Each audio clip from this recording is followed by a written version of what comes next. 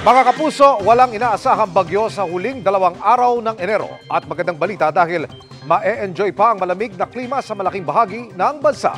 Dahil pa rin yan sa peak ng pag-ihip ng Northeast Monsoon o hanging amihan. Ayon sa Pag-asa, naitala kahapon at ngayong araw ang pinakamalamig na temperatura mula ng ideklara ang amihan season noong Oktubre noong nakaraang taon.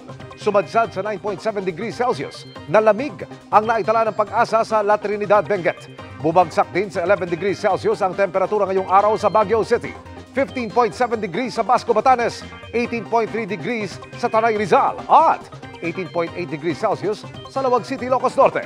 Malamig na klima rin ang naranasan sa Bukay, Bataan, Malaybalay, Bukidnon, Baler, Aurora, Tuguegarao City, Dagupan City at Apari, Cagayan. Pero hindi lang malamig na klima ang dala ng amihan kundi posible rin ang mahihinang pag-ulan sa Luzon at Visayas. Sa Mindanao, trough o extension ng low pressure area sa silangang bahagi nito ang magpapaulan. Sa ngayon, nasa labas pa yan ng Philippine Area of Responsibility at ayon sa Pag-asa, mababa ang tsansa pumasok sa PAR at maging bagyo.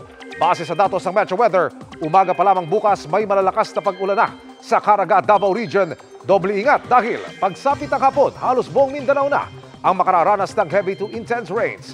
Magpapatuloy yan hanggang gabi, kaya maging handa po sa pagbaha o pagguho ng lupa.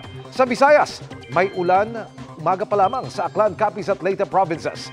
Magpapatuloy yan hanggang hapon at uulanin na rin ang Cebu, Bohol at Negros Occidental. Sa Luzon, may light to moderate rains na umaga pa lamang sa Cagayan Valley, Aurora, Quezon, Bicol Region at Mindoro provinces. Magpapatuloy ang malakas na ulan sa Mindoro sa gabi.